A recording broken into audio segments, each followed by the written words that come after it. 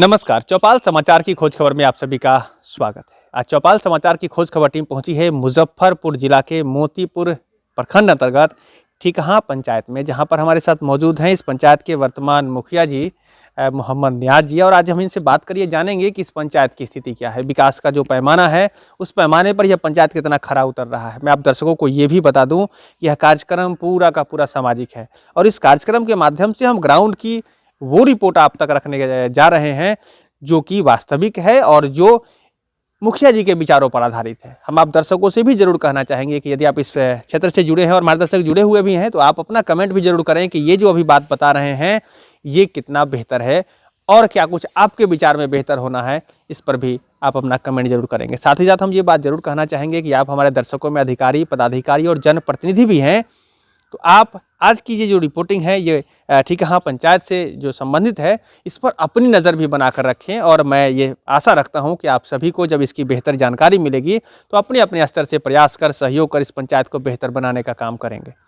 तो आपका बहुत बहुत स्वागत है मुखिया जी हमारे इस कार्यक्रम में। धन्यवाद।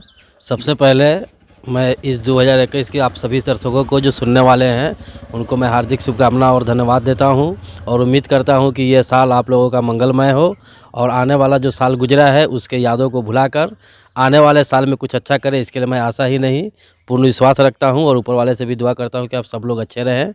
और रही बात जो इनका एक सवाल आया है पंचायत के विकास के लिए, तो मैं अपने मुंह से तो अपनी बात नहीं कहूँगा, ये पंचायत में घूम के देख भी सकते हैं कि 2021 से 2001 से लेकर अभी तक जो पंचायती राज व्यवस्था चालू हुई उसमें जो मेरे पंचायत की स्थिति रोड की थी। खासकर मैं सबसे पहले अपने सड़क पे ही जाऊंगा कि मैं जब भी निकलता था गांव में तो मेरे गांव के लगभग सड़क कच्चे मिलते थे और न विधायक योजना से कोई काम हो पाया था, न मुखिया योजना से कोई काम हो पाया था। एक दो सड़क कहीं कहीं बन पाया था, बाद बाकी सब बाकी था।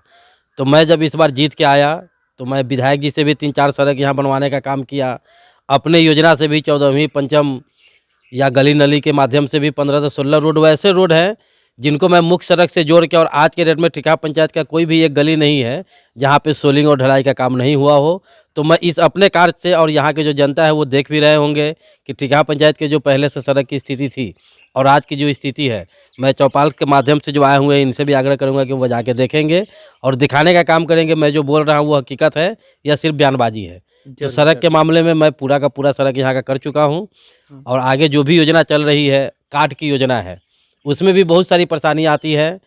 जनता ये बोलते हैं कि हाँ मुखिया जी हमको करवा दीजिए, हम लोगों के हाथ में अब कुछ रह नहीं गया है। ब्लॉक में डायरेक्ट आवेदन करना है आरटीपीएस से, आरटीपीएस के माध्यम से जनता के पास कार्ड आना है बन के, जो हम लोग के माध्यम से मिलता है। और आरटीपीएस में जो धांधली चलती है वो सभी लोगों के पास उजागर है कि वहाँ पे जाने के बाद जो कुछ लोग बिचौलिए हैं उनके माध्यम से जो दिया जाता है उनका तो काम होता है।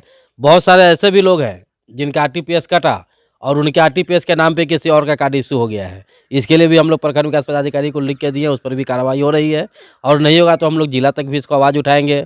और चौपाल के माध्यम से जो मेरा समाचार ले रहे हैं उनसे भी आग्रह है कि इस न्यूज़ को भी आगे तक उठाएं कि आरटीपीएस में जिनका कट चुका है कार्ड उन्हीं का प्रिंट हो या उन्हीं का डिलीट हो, उनके नाम पर किसी और का कार्ड ना इशू हो। तो सबसे पहले मुखिया जी आपका बहुत बहुत धन्यवाद और मैं अपनी टीम की तरफ से, अपने पूरे दर्शकों की तरफ से आपको नववर्ष की हार्दिक शुभकामना देता हूं। आशा रखते हैं कि इस बार और बेहतर काम हो और आपके पंचायत का विकास हो। साथ ही साथ आपने जो बात कही है कि आपके यहाँ सड़क की स्थिति बेहतर है, तो हम लोगों ने भी देखा है, और लेकिन हम दर्शकों को जरूर कहना चाहेंगे, क्योंकि आप दर्शक हमारे क्षेत्र से जुड़े हैं, तो आप भी अपना कमेंट जरूर करें कि कैसा व्यवस्था आपको लग रहा है, सड़क से कितना यहाँ विकास हुआ है। उसके बाद आपने जो आरटीपीएस की समस्या बताई, तो मैं इसके लिए अपने दर्शकों के माध्यम से, चूँकि हमारे दर्शकों में अधिकारी, पदाधिकारी और जनप्रतिनिधि हैं, तो ये जो बात यहाँ ठिकहा पंचायत के मुखिया जी ने जो कही है तो ये ऑथेंटिक बात है। और मैं इन्हीं के माध्यम से आपसे ज़रूर अपील करना चाहूँगा कि यदि आरटीपीएस में कोई समस्या चल रही है तो आप जान लें कि राशन कार्ड की बात है, ये बहुत ही ज़रूरी की बात है और जिससे लोगों को भोजन मिलता है, तो वहाँ पर आप ईमानदारी बरतते हुए लोगों की मदद करें। नहीं, अगर आप ऐसा नहीं करते तो मुझे ऐसा लगता है कि विधि सम्मत कार्रवाई के साथ साथ जो अधिकारी पदाधिकारी हैं वो इस पर नज़र रखें, विधि सम्मत कार्रवाई कठोर करें। और मुझे लगता है कि सामाजिक स्तर पर भी आपको बहुत बेहतर नहीं माना जाएगा। हर जीवन में हर व्यक्ति का एक जीवन होता है मुखिया जी, 60 साल उनको नौकरी करनी है और उसके बाद तो फिर समाज में ही आना है। तो जब समाज में आप लौट कर जाएंगे तो मैं सामाजिकता के नाते कहूँगा कि वो बेहतर नहीं मानेंगे और उस समय आपको दुख होगा कि आपने आपके इस समय रहते हुए भी लोगों को मदद नहीं कर सके। तो हम आशा रखते हैं कि जरूर इसका निदान निकलेगा, खास करके राशन कार्ड को लेकर। हम मुखिया जी एक बात और जानना चाह रहे हैं, शौचालय निर्माण और भवन निर्माण जो अभी प्रधानमंत्री आवास योजना है उसकी स्थिति क्या है? क्या सभी लोग इससे लाभ ले पा रहे हैं? और शौचालय निर्माण में जो हुआ है सरकार की योजना है, उसमें हम लोग भी सहयोग कर रहे हैं। लेकिन मेरा अपना मानना था कि सरकार को अगर सही में गरीबों को शौचालय देना था, तो ये जो नियम आया कि जिनके पास शौचालय है हम उनको ही राशि दे पाएंगे, तो जो ये खासकर बिहार के जो 79% आबादी देहात में रहती है, यहाँ के अक्सर लोग जो दबे कुचले पिछले लोग हैं, उनके पास शौचालय की सुविधा नहीं थी और वो इस योजना से वंचित रह गए। और जो अच्छे लोग थे, जो शौचालय बना चुके थे, उनको ये योजना का लाभ मिला। तो ये जो योजना था कि सब घर शौचालय और सबको शौचालय हो और लोग बाहर न शौचालय करके घर के अंदर अपने शौचालय में ही शौचालय करें, ये योजना हमको उतना कारगर दिख नहीं रहा है। ये योजना 100% कारगर होती कि जिनके पास शौचालय नहीं है उनको ये सहायता राशि दी जाती 2 किस्त में, कि आप एक किस्त ले, इसका आधा निर्माण कराए, फिर जब पूरा निर्माण करा लेंगे तब हम आपको दूसरा किस्त देंगे। तो वैसे लोग जिनके पास शौचालय नहीं था वो निर्माण करा पाते। आप देखते होंगे, आप भी घूमते होंगे फील्ड में, तो वैसे लोग जिनके पास शौचालय है इनका लाभ उन्हीं को मिला है। लेकिन जिनके पास शौचालय नहीं है वो बनवा के इसका लाभ ले, ऐसा 1-2-4% कहीं हुआ होगा, लेकिन आम आवाम में ये बात नहीं आई है। तो हम चाहेंगे कि ये जो योजना है सरकारी की योजना है, हम लोग मदद कर रहे हैं, सब लोग इसके हिसाब से ही काम कर रहे हैं। लेकिन अगर इसमें सुधार की बात आती है तो वो वैसे लोगों को दे जिनके पास शौचालय नहीं है, और किस्त वाइज दे। जिस तरह से प्रधानमंत्री आवास योजना थी, किस्त वाइज मिलता है तो लोग घर बनाते हैं। अगर हो कि जो घर बना लिए हुए हैं उनको पैसा मिलेंगे तो फिर गरीब बाकी रह जाएंगे। उसी तहत ये शौचालय का भी काम होना चाहिए। और एक हम दर्शकों से एक और चीज़ कहेंगे कि टिकहा पंचायत का जो सामुदायिक भवन था टिकहा बाजार पे, जो जर्जर स्थिति में थी, उसको हम पूरे तरफ से ठीक ठाक करा के और उसमें RTPS काउंटर चालू भी करा दिए हैं और वहाँ हफ्ता में 3 दिन बैठते भी हैं।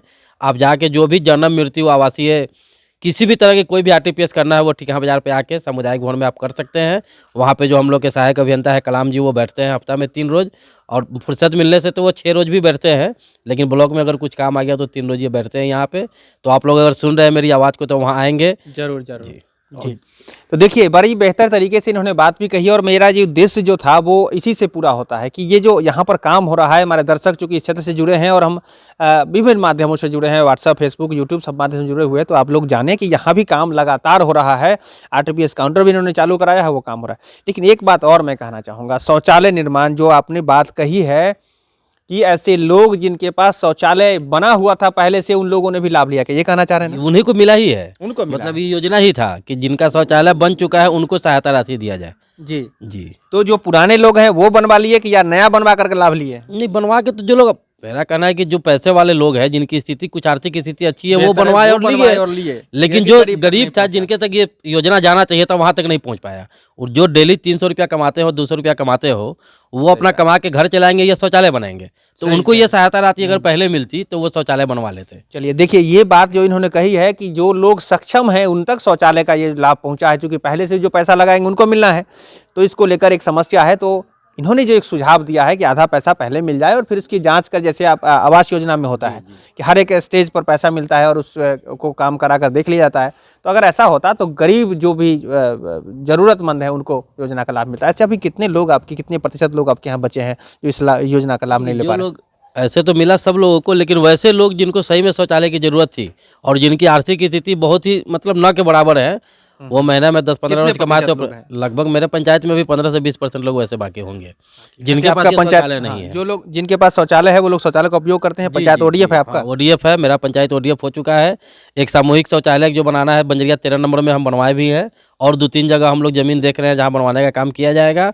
लेकिन सबके बाद ये जो मैं एक बात बोल के गया हूँ कि पहले पैसा मिले तब शौचालय निर्माण हो, ये होने के बाद 100% लोगों को शौचालय हो जाएगा, जो मुझे दिखता है। जी जी।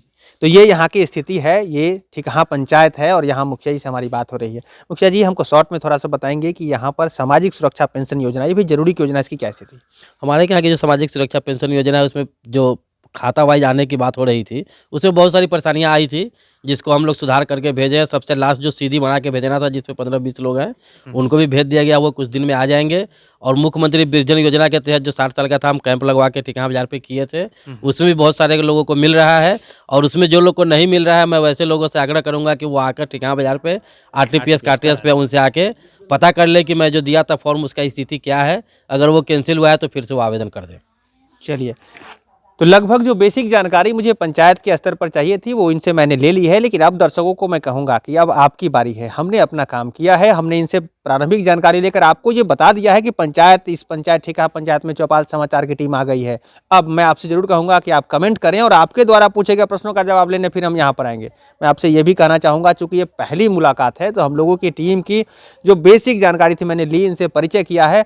और अब जो चलने वाला है, जो आगे, वो हम गांव-गांव में जाएंगे, हम लोगों से पूछेंगे, हम योजनाओं के जगह पर जाएंगे और वहां पर की स्थिति हम आप तक पहुंचाने का प्रयास करेंगे। लेकिन हम जरूर ये चाहते हैं, हम ये आग्रह करते हैं कि आप हमें कमेंट करें। मुखिया जी, आपका बहुत बहुत धन्यवाद, आपने इस कार्यक्रम को इसमें भाग लिया है। और आखिरी में क्या कुछ कहना चाहेंगे अपने इस कार्यकाल को लेकर? जिस 5 साल लगभग आपने काम किया, कितना बेहतर महसूस हुआ पंचायती राज व्यवस्था, या दिक्कतें क्या हुई, हमारे दर्शकों को शॉर्ट में बताएं। ये पंचायती राज व्यवस्था में तो हम लोग जितना मेहनत से काम किए हैं, उसमें और मेहनत करने की ज़रूरत नहीं थी। लेकिन जो अभी सरकार की तरफ से व्यवस्था कुछ आई है, जिसमें मुखिया के अधिकार को जो बहुत कम किया गया है, इससे बहुत सारी परेशानियां आई है। और वो हम लोग के ही कार्यकाल में आया, तो जनता इस बात को जान नहीं पा रही है कि मुखिया जी के अंदर से बहुत सारा चीज़ ब्लॉक तक चला गया हुआ है। और जनता हम लोगों को वोट देती है, तो सवाल हमसे करेगी, और उसका मॉनिटरिंग करने का हम लोग के पास कोई अधिकार रह नहीं गया। इससे जो ये सामंजस्य नहीं बैठ पाया, जिससे बहुत परेशानी आई। लेकिन उस सब पर हम लोग गौर करते हुए जहाँ तक हो सका है पंचायत के अच्छा काम करने के लिए हम लोग कोशिश किए हैं। और जनता के सामने सब चीज़ दिख भी रहा है, जनता उसका आपको जवाब भी देंगे। और इसमें 2-3 चीज़, डीलर जो आज डीलर वितरण की जो समस्या पंचायतों में हो रही है, उसमें जो डीलर को डायरेक्ट एमओ से जोड़ दिया गया है, इससे जो जनता का राशन हो, किरासन हो, कुछ भी हो, जो नहीं मिल पाता है और उनकी शिकायत मुखिया तक आता है, हम लोग उसको कंप्लेन कर सकते हैं, ब्लॉक तक लिखित दे सकते हैं। कार्रवाई एमओ को ही करना होता है और उस पर उतनी तरह कार्रवाई नहीं हो पाती। लेकिन पहले जो व्यवस्था थी कि नहीं, डीलर का जो भी उठाव है या वितरण पंजी है, उस पर मुखिया के हस्ताक्षर की ज़रूरत है।